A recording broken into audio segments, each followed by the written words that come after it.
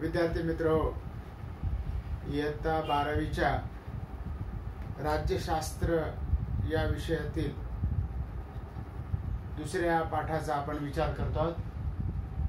1991 नंतरच्या महत्त्वाच्या संकल्पना आणि समस्या यामध्ये आपल्याला या पाठामध्ये जागतिकीकरण ही संकल्पना आणि त्याची समस्या आपल्याला जाणून घ्यायची।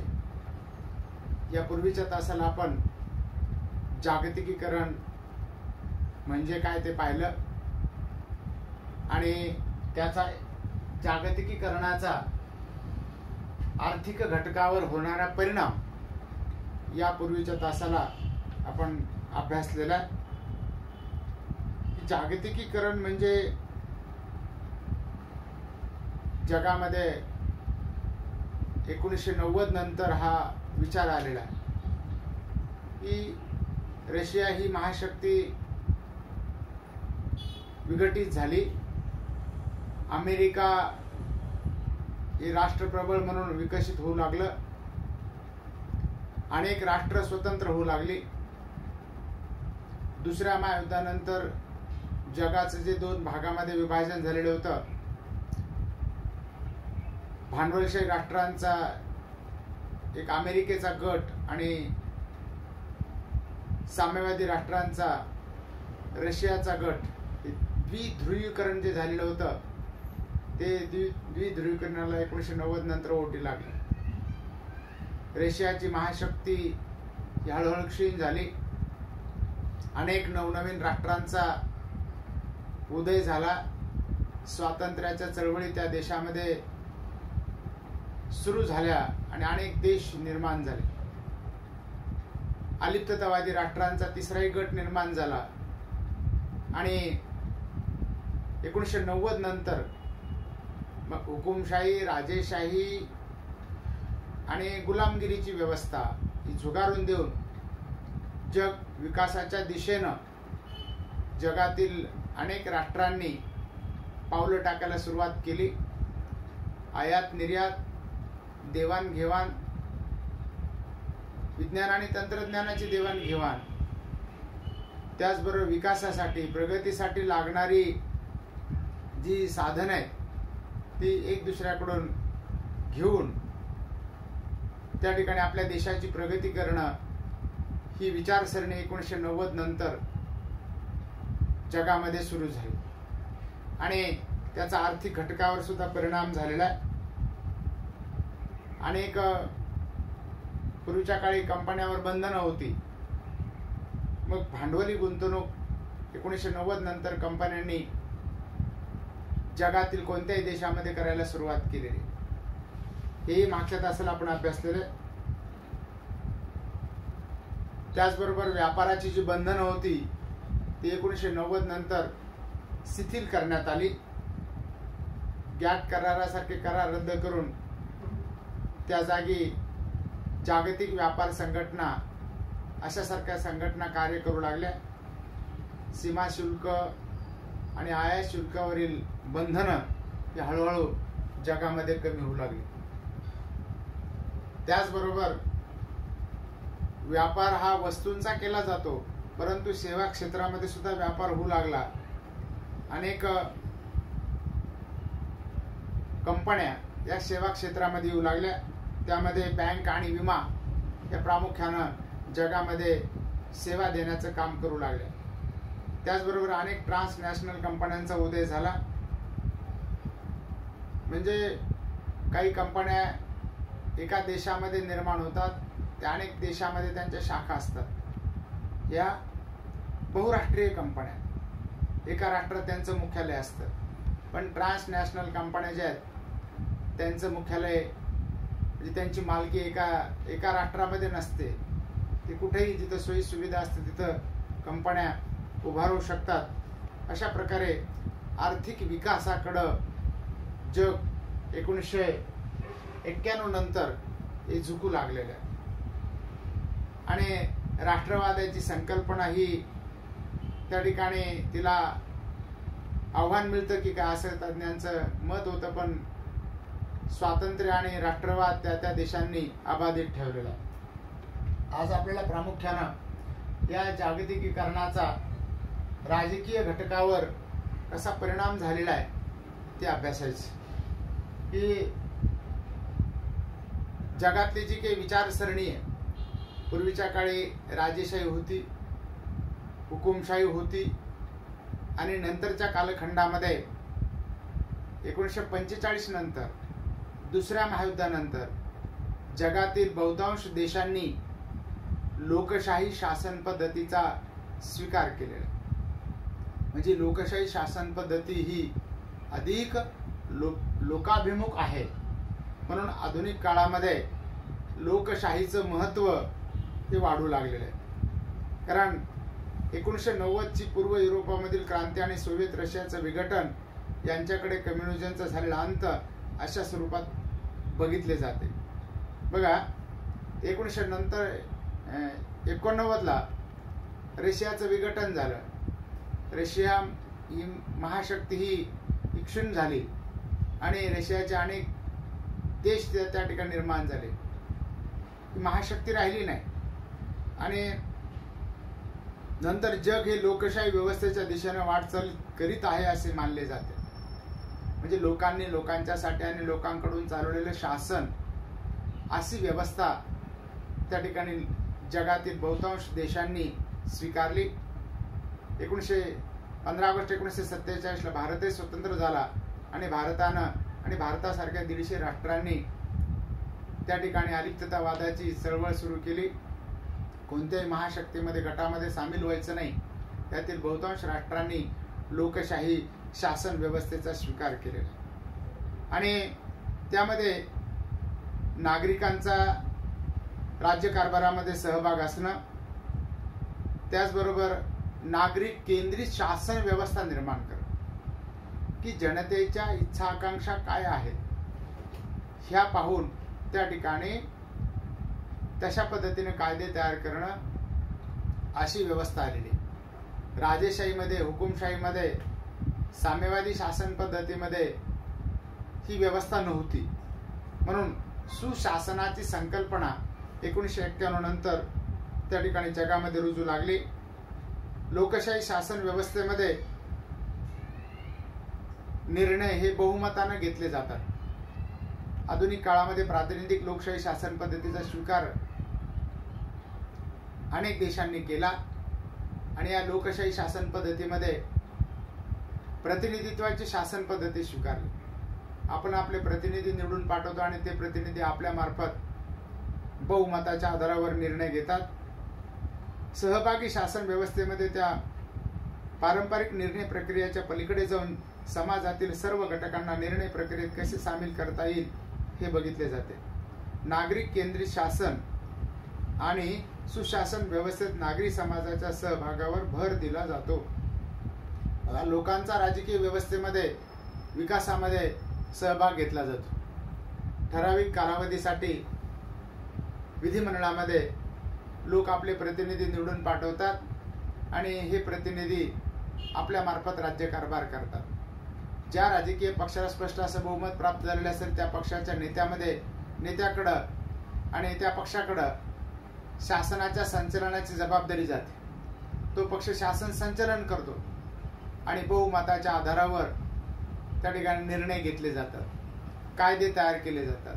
कायदे मंडळ कायदे तयार करतं, कार्यकारी मंडळ कायद्याची अंमलबजावणी करतं आणि न्यायमंडळ त्या ठिकाणी न्यायदान करण्याचं काम करतं, कायद्याचं संरक्षण करतं, संविधानाचं संरक्षण करतं, जनतेच्या हक्काचं संरक्षण करतं। अशा प्रकारे 1991 नंतर जगातील राजकीय व्यवस्थेमध्ये हा बदल झालेला त्या जागतिकीकरणामुळे झालेला। विचारसरणी बदललेली। पूर्वीची जी राजेशाही, हुकुमशाही, साम्यवादी शासन पद्धती होती ती हळूहळू जगातील अनेक देशांनी नाकारलेली आहे आणि जनतेच्या सहभागावर भर दिलेला आहे।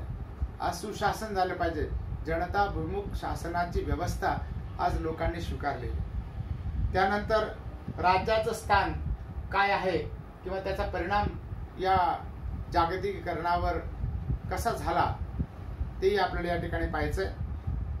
जागतिकीकरणाच्या संदर्भात असे मानले जाते की आता राज्याचे महत्त्व कमी होत चालले आहे. सार्वभौमत्व हा राज्याचा एक महत्त्वाचा घटक आहे. सार्वभौमत्व ही संकल्पना राज्याच्या अधिकार क्षेत्राशी जोडली गेली आहे. त्याच्याच आधारे राज्याला आपल्या अधिकार क्षेत्रात कायदे करण्याचा अधिकार असतो.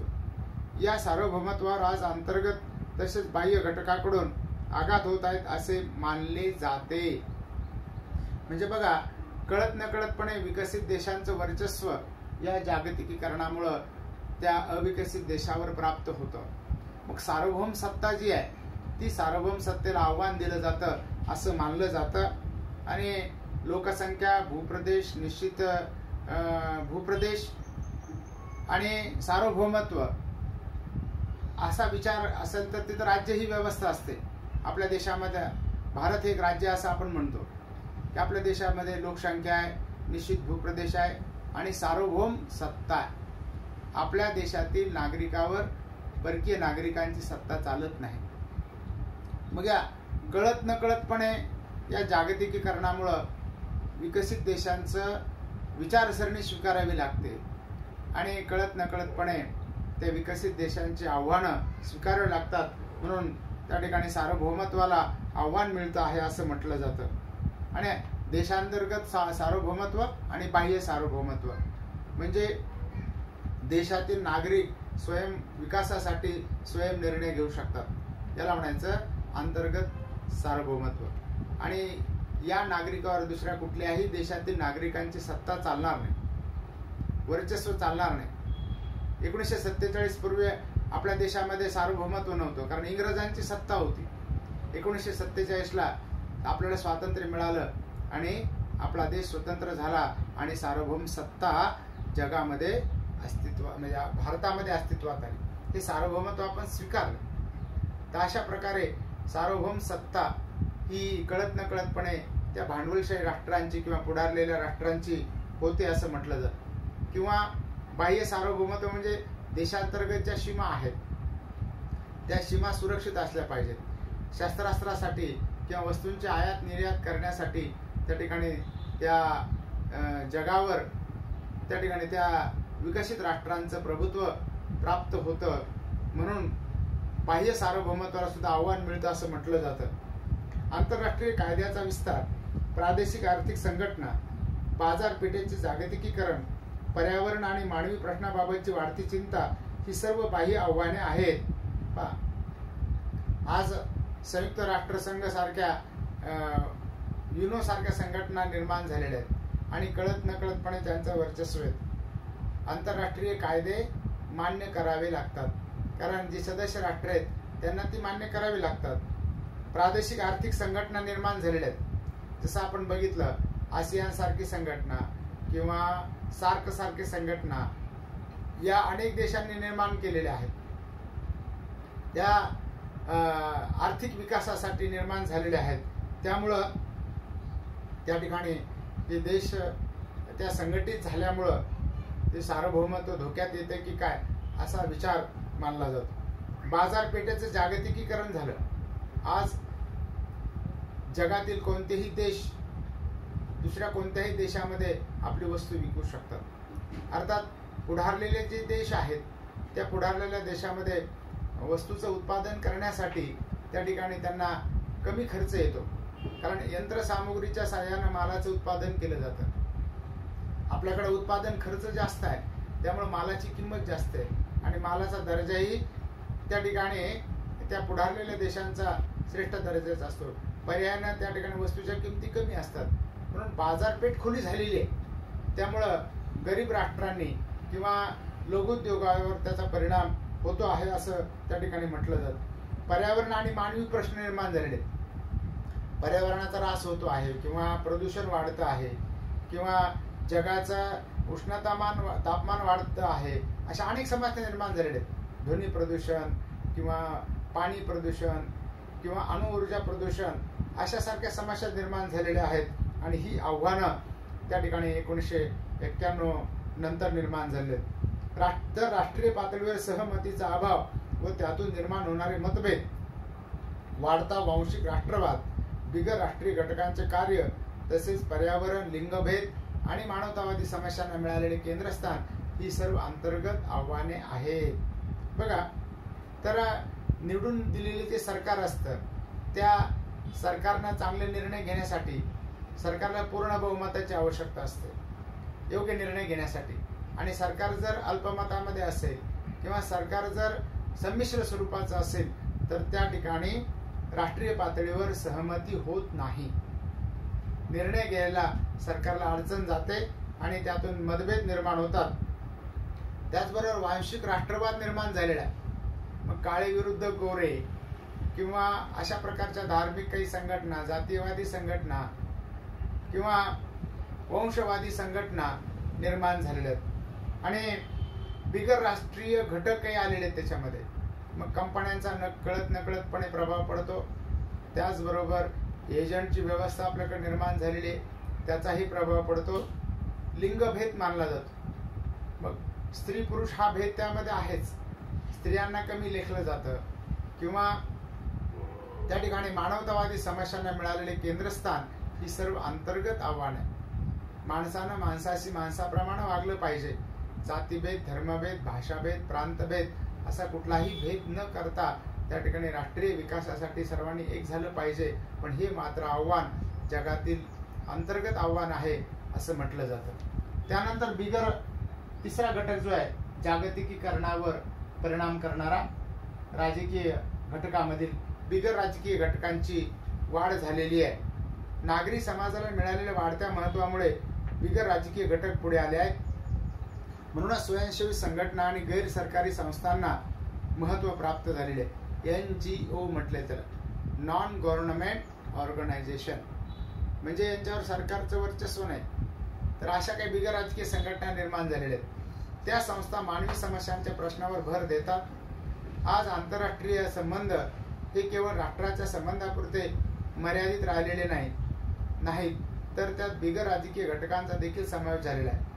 ॲम्नेस्टी इंटरनॅशनल, ग्रीन पीस मुवमेंट सारख्या संघटनाप्रमाणेच दहशतवादी गट देखील या बिगर राजकीय घटकामध्ये सामील होतात.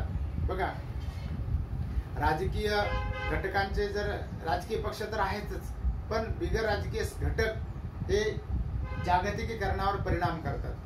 त्यामध्ये NGO सारख्या काही संघटना आहेत, ॲम्नेस्टी इंटरनॅशनल, ग्रीन पीस किंवा दहशतवादी संघटना.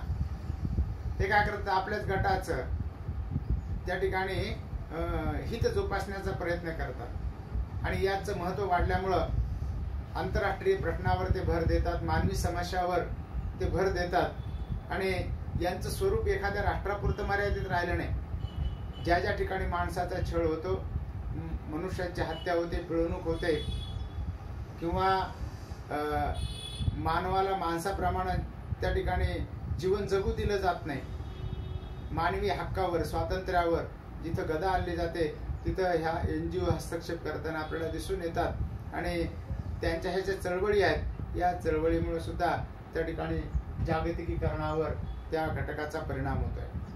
त्यानंतर मानवी हक्काच्या संदर्भामध्ये आपल्याला जागतिकीकरणावर कसा परिणाम होतो मानवी हक्काचा, की माणसानं माणसाशी माणसाप्रमाणे वागलं पाहिजे. ही स्वातंत्र्य, समता आणि बंधुता ही जी तत्व पहिल्या महायुद्धानंतर आणि दुसऱ्या महायुद्धानंतर जगातील बहुतांश देशांनी स्वीकारली, तर ह्या मानवी हक्काला कसा त्याच्यावर परिणाम होतो याचं हे आपल्याला या ठिकाणी बघायचंय. जागतिकीकरणाच्या युगात मानवाधिकाराचे संरक्षण हा एक महत्वाचा विषय बनला आहे. परंतु विकसित आणि विकसनशील देशात मानवाधिकाराच्या दृष्टिकोनात फरक करण्याची गरज आहे.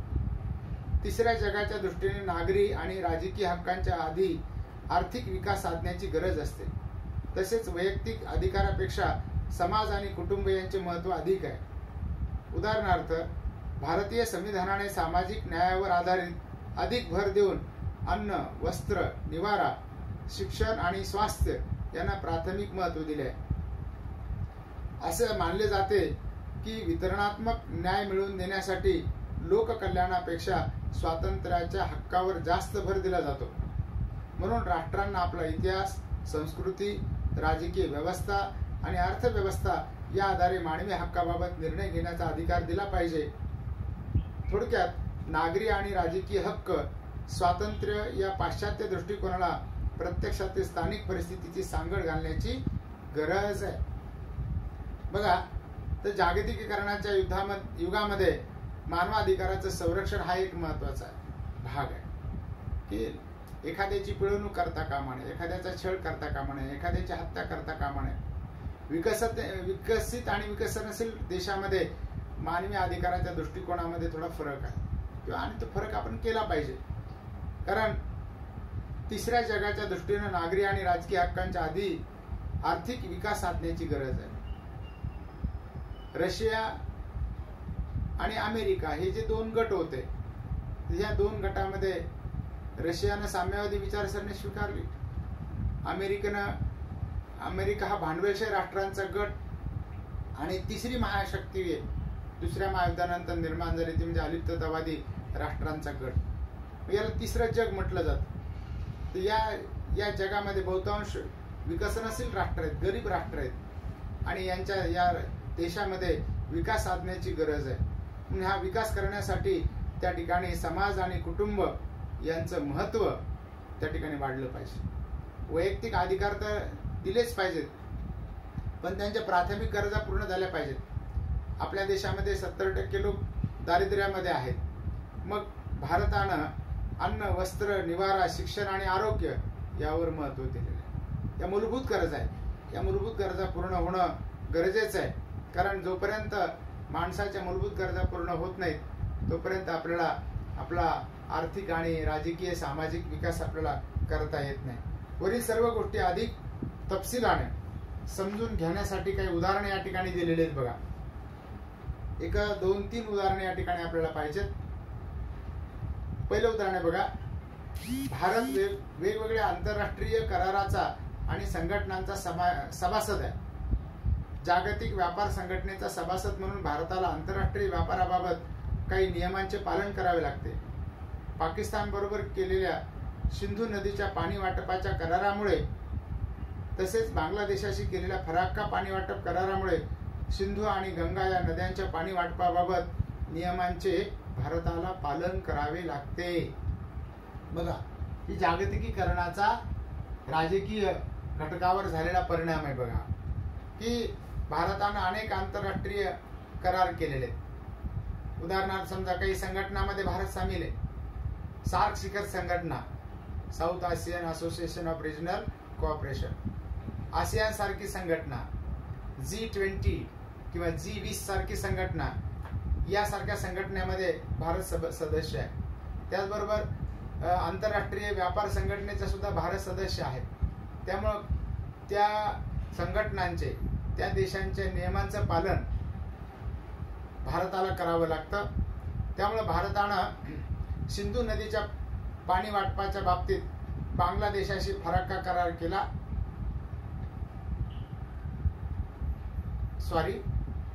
पाकिस्तान बरोबर सिंधू नदीच्या पाणी वाटपाचा करार केला आणि बांगलादेशाशी फराक्का करार केला आणि या करारामुळं त्या ठिकाणी विशिष्ट प्रकारचं पाणी भारताला त्या देशांना देणं क्रमप्राप्त ठरलं. की त्याचं काय, त्या नियमांचं पालन त्या ठिकाणी करावंच लागतं. बांगलादेशामध्ये फराक्का नावाचं शहर आहे, त्या ठिकाणी झालेला हा करार आहे. सिंधू आणि गंगा नद्यांच्या पाणी वाटपाचा हा करार आहे, दोन देशांशी झालेला. सिंधू नदीचा पाणी वाटपाचा करार झाला पाकिस्तान बरोबर आणि गंगा नदीच्या पाणी वाटपाचा करार झालेला आहे हा बांगलादेशाबरोबर. त्याचबरोबर अम्नेस्टी इंटरनॅशनल आणि ग्रीन पीस यासारख्या संघटना मानवी समस्याबाबत प्रश्न उपस्थित करून स्थानिक सरकारवर दबाव आणतात. बघा, या स्वयंसेवी संस्था आहेत अम्नेस्टी इंटरनॅशनल.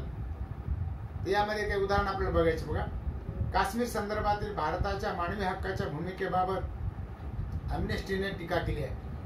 जम्मू काश्मीरमधील लोकांवर पिळवणूक केली जाते किंवा तिथं अनेक वेळेला भारत सरकारनं तिथं राष्ट्रपती राजवट लागू केलेली आहे आणि त्यामुळं त्या ठिकाणी अम्नेस्टी इंटरनॅशनल सारखी जी संघटना आहे ती संघटना ही भारतावर दबाव टाकते की तिथल्या नागरिकांचा छळ होतो, त्यांच्यावर अन्याय होतो अशा प्रकारचा या स्वयंसेवी संघटनांचा प्रभाव, बिगर राजकीय संघटनांचा प्रभाव हा त्या देशावर पडतोय, भारतावर पडतोय. दुसरी एक दुर्घटना आहे बघा. चेर्नोबिलच्या दुर्घटनेमुळे युरोपमध्ये रेडिएशन पसरले. या पर्यावरणासंदर्भातील आपत्तींना देशाच्या सीमेअंतर्गत ठेवता येत नाही, म्हणून युरोपियन राष्ट्रांना आपल्या जनतेला हानी पोहोचू नये म्हणून उपाययोजना करण्यासाठी एकमेकांना सहकार्य करावे लागते.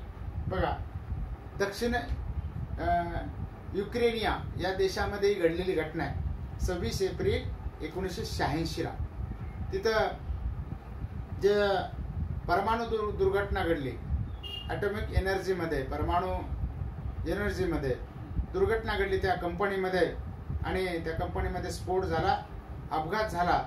तो आण्विक प्रकल्प आहे आणि तिथं रेडिएशन पसरलं. त्या हवेमध्ये असे विषारी वायू पसरले की अनेक पिढ्यावर त्या विषारी वायूचा परिणाम आजही जाणवतोय. म्हणून ही घटना केवळ त्या देशापुरती मर्यादित ठेवता येत नाही, म्हणून युरोपियन राष्ट्रांनी या घटनेला त्या ठिकाणी त्याचा अनेक उपाययोजना केलेल्या आहेत. देशाच्या सीमांतर्गत ती घटना त्यांनी ठेवली नाही. मोठ्या धरणाबाबत विरोध करण्यासाठी नर्मदा बचाव आंदोलनाने जागतिक बँकेची मदत घेऊन हे आंदोलन आंतरराष्ट्रीय पातळीवर नेले. बघा, मेधा पाटकर नावाच्या एक सामाजिक कार्यकर्ता आहेत आणि हे जे नर्मदा नदीवर मोठं नर्मदा नदीची उंची वाढवायची आणि त्याच्यावर धरण बांधायचं, तर त्यामुळे अनेक लोक विस्थापित होऊ लागले होते. तर अशा प्रकारचे जे आंदोलन झाले, या आंदोलनाला आंतरराष्ट्रीय स्वरूप प्राप्त झालं. आणि नंतरचं उदाहरण या ठिकाणी दिलेलं बघा. जैतापूर आणि कुडनकुलम येथील आण्विक प्रकल्पांना विरोध केला जात आहे. या प्रकल्पांना योग्य त्या परवानगी मिळवणे काही राजकीय पक्ष आणि NGOs त्यांना विरोध करत आहे. महाराष्ट्रातील रत्नागिरी जिल्ह्यामध्ये हे जैतापूर नावाचा प्रकल्प आहे. मधबन नावाचं खेड आहे तिथं, त्या ठिकाणी असलेला अणुऊर्जा प्रकल्प आहे. तर हे अणुऊर्जामुळं त्या ठिकाणी हवेमध्ये अनेक प्रकारचे विषारी वायू पसरतात. त्यामुळे या प्रकल्पाला सुद्धा जगामध्ये आणि आपल्या देशामध्ये काही नागरिकांनी विरोध केलेला आहे. तर अशा प्रकारे या बिगर राजकीय संघटना सुद्धा या आंतरराष्ट्रीय विकासासाठी जागतिकीकरणावर परिणाम करणारे हे घटक आहेत. वरील सर्व प्रकरणामध्ये राज्याच्या सार्वभौमत्वाला आव्हान दिले गेले आहे. राज्याच्या अंतर्गत आणि बाह्य स्वरूपाच्या आव्हानांची उदाहरणे आहेत. म्हणून असे मानले जाते की आता राज्याचे कार्य कमी होत चालले आहे. खाजगी क्षेत्राच्या वाढीमुळे आर्थिक क्षेत्रात आणि अंतर्गत आणि बाह्य आव्हानामुळे राजकीय क्षेत्रात राज्याची भूमिका हळूहळू कमी होत चालली आहे. बघा की राज्याचं कार्य कमी होत चाललेलं आहे. खाजगी क्षेत्राचा सहभाग वाढू लागलेला आहे. पूर्वी सरकारी सहभाग होता, सरकारी कंपन्या जास्त होत्या. आता खाजगी कंपन्यांचे भर त्यामध्ये पडल्यामुळं एक आव्हान आहे असं म्हटलं जातं. जागतिकीकरणाच्या युगात राज्याला किती महत्व आहे? राज्य ही संकल्पना आज देखील महत्वाची आहे का? जनकल्याण आणि विकासाच्या कार्यातून राज्य व्यवस्था आता माघार घेणार आहे का? माघार घेत आहे का? बघा, हे ग्लोबलायझेशन किंवा जागतिकीकरणाचं हे या युगामध्ये आज जगाला आपला विकास करायचा असेल तर देशाला आपला विकास करायचा असेल तर तो देश स्वतंत्र राहू शकत नाही. आयात निर्यात, आर्थिक बाबतीत किंवा वस्तूंच्या देवाणघेवाणीच्या बाबतीत, तंत्रज्ञान, विज्ञान आणि तंत्रज्ञानाच्या बाबतीत जग आज खूप जवळ आलेलं आहे. त्यामुळं त्या ठिकाणी आज राज्य ही संकल्पना देखील तितकीच महत्वाची आहे. लोककल्याण आणि विकास साधण्याच्या उद्देशानं त्या ठिकाणी या घटकावर त्याचा परिणाम जाणवतोय. आपण राज्याच्या मुख्य घटकाकडे बघूया. भूप्रदेश, सार्वभौम शासन आणि जनता हे ते घटक आहेत. राज्याचा भूप्रदेश महत्वाचा, सीमांतर्गत संरक्षण महत्वाचं, त्याचबरोबर त्या देशावर त्याच देशाचं वर्चस्व असलं पाहिजे. दुसऱ्या देशांना आक्रमण करता कामा नये, दुसऱ्या देशांना आपला प्रदेश ताब्यात घेता कामा नये आणि त्या देशातील नागरिकांचा विकास झाला पाहिजे. आज राज्याचा भूप्रदेश अबाधित आहे. आपण आज देखील राष्ट्रवाद आणि राष्ट्रीय एकात्मतेविषयी बोलतो. सार्वभौम शासन ही संकल्पना देखील अस्तित्वात आहे. आंतरराष्ट्रीय कराराच्या जबाबदाऱ्यामुळे राज्याची सत्ता कमी झाली असेल परंतु राज्याचे अधिकार आज देखील अस्तित्वात आहेत. आंतरराष्ट्रीय कराराचं पालन करताना राज्यावर मर्यादा येतात, पण राज्याची सत्ता सुद्धा त्या ठिकाणी आहे. राज्याचे अधिकार त्या राज्याचे, राज्य म्हणजे या ठिकाणी देश या अर्थानं हा शब्द वापरलेला, राष्ट्र या अर्थानं वापरलेला आहे. म्हणून ही संकल्पना, राज्य ही संकल्पना अबाधित आहे. वांशिक राष्ट्रवाद आणि स्वयंनिर्णयाच्या हक्काच्या आधारे नवीन राज्याची निर्मिती होत आहे. नवीन राज्य म्हणजे राष्ट्र, की स्वयंनिर्णय, आम्हाला आमचा निर्णय घेण्याचा अधिकार आणि आम्ही वेगळ्या वंशाचे असं म्हणून जगातील अनेक देश आता स्वतंत्र होत आहेत. आणि आपण आधीच्या प्रकरणात बघितल्याप्रमाणे त्यातून राज्याचा ऱ्हास होताना दिसत नाही, तर नवीन राज्य निर्माण होत आहेत. तर राज्याचा ऱ्हास होत नाही, तर नवीन राज्य निर्माण होत आहेत, देश निर्माण होत आहेत. जागतिकीकरणाच्या आव्हानांना सामोरे जाऊ शकतील अशा राज्याच्या विधानमंडळ, कार्यकारी मंडळ, न्यायमंडळ आणि नोकरशाही सारख्या सक्षम राजकीय संस्था आहेत. बघा, आज जगामध्ये कायदेमंडळ, कार्यकारी मंडळ, न्यायमंडळ अशा त्या ठिकाणी शासनाचे विभाग निर्माण झालेले आहेत.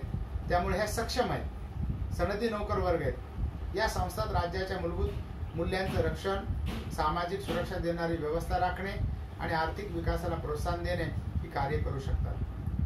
म्हणजे कायदे मंडळाद्वारे कायदे केले जातात, कार्यकारी मंडळाद्वारे कायद्याची अंमलबजावणी केली जाते आणि न्याय मंडळाद्वारे त्या ठिकाणी न्यायदान केलं जातं. म्हणून राज्याच्या मूलभूत मूल्यांचं संरक्षण करणं, सामाजिक सुरक्षा देणं आणि आर्थिक विकास करणं हे अशा प्रकारे कायदे मंडळ, कार्यकारी मंडळ आणि न्याय मंडळाच्या माध्यमातून या गोष्टी केल्या जाऊ शकतात. सार्वभौमत्वाच्या संदर्भात शंका असल्या तरी राज्य देशांतर्गत आणि आंतरराष्ट्रीय पातळीवर कार्य करणारी सर्वात महत्वाची संस्था आहे. राज्य ही व्यापक अर्थाने संस्था शब्द वापरला जातो. तर सार्वभौमत्वाच्या बाबतीत जरी शंका असली की कळत नकळतपणे दुसऱ्या देशाचं वर्चस्व त्या जागतिकीकरणामुळं पडू लागलेलं आहे, असं जरी असलं तरी देशांतर्गत आणि आंतरराष्ट्रीय पातळीवर कार्य करणारी राज्य ही सगळ्यात महत्वाची संकल्पना आहे. म्हणूनच जागतिक नागरी समाजाचे वाढते महत्व, वाढता आंतरराष्ट्रीय व्यापार, वित्त आणि भांडवलाचा मुक्त संचार यामुळे राज्याचं महत्व कमी होणार आहे असे मानणे चुकीचे ठरते. त्यानंतरच आपल्याला शेवटचा आजचा घटक पाहायचा तो म्हणजे विचार प्रणाली. ही जगामध्ये आता विचार प्रणाली कशा प्रकारची आलेली आहे. शीतयुद्धाच्या काळात विचार प्रणाली हा एक महत्वाचा घटक होता. राष्ट्राचे वर्गीकरण एकीकडे साम्यवादी आणि समाजवादी तर दुसरीकडे भांडवलशाही किंवा मुक्त लोकशाही प्रधान असे केले जात असे. त्या संदर्भात आपण सविस्तर चर्चा केलेली आहे. सोव्हिएट रशिया, चीन आणि पूर्व युरोपीय राष्ट्रही साम्यवादी, तर उत्तर अमेरिका आणि पश्चिम युरोपीय राष्ट्रही भांडवलशाही असे गट केले जात होते. विचार प्रणाली आणि अर्थव्यवस्थांचा घनिष्ठ संबंध होता. विचार प्रणाली हा राजकीय घटक होता. प्रत्येक राष्ट्राची अर्थव्यवस्था त्या राष्ट्राच्या विचार प्रणालीनुसार आखली जात होती.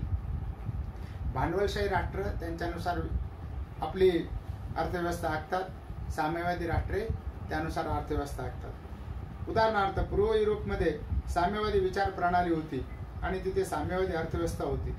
अशा अर्थव्यवस्थेत सरकारी किंवा सार्वजनिक उद्योग क्षेत्राला प्राथमिक स्थान होते. बघा, जे साम्यवादी राष्ट्र आहेत त्या साम्यवादी राष्ट्रांनी काय केलं, सरकारी आणि सार्वजनिक उद्योगांना प्राधान्य दिलं.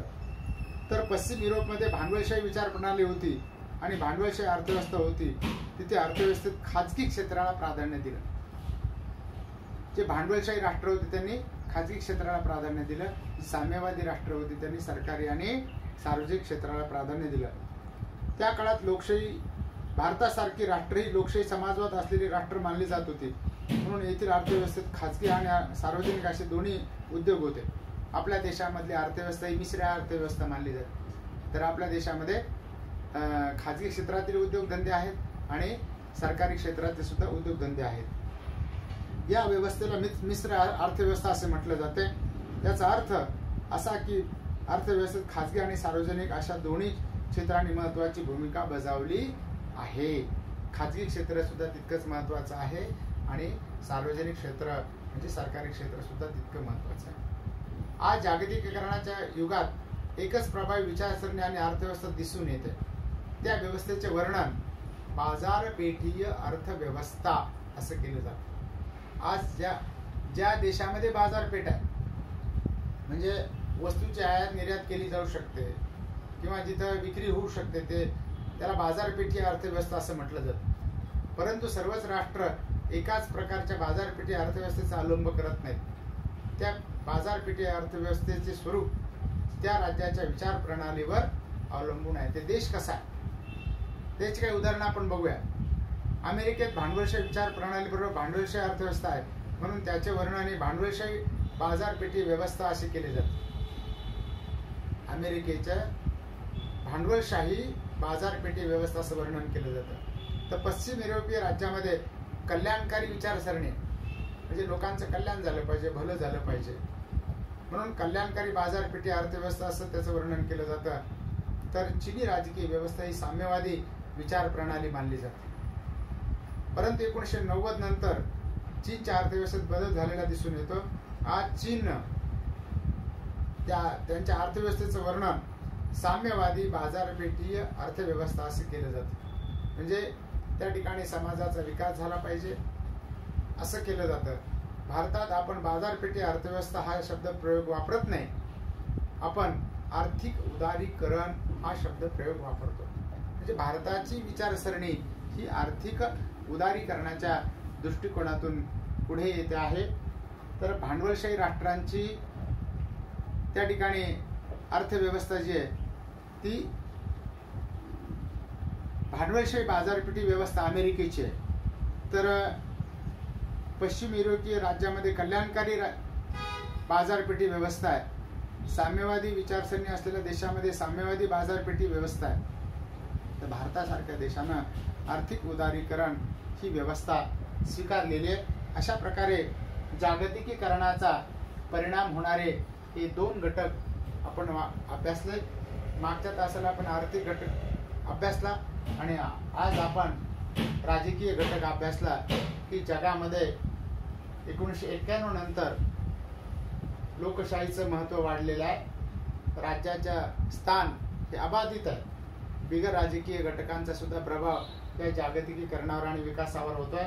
मानवी हक्काबद्दल जागरूकता वाढत चाललेली आहे आणि नवीन विचार प्रणाली बाजारपेठी अर्थव्यवस्था ही नवीन विचार प्रणाली आधुनिक काळामध्ये रूढ होऊ लागलेली आहे. अशा प्रकारे हा भाग या ठिकाणी आज आपण पूर्ण करूया. दुसरा भाग आपण आज पूर्ण करतो. आज इथं आपण थांबतो आहोत. धन्यवाद.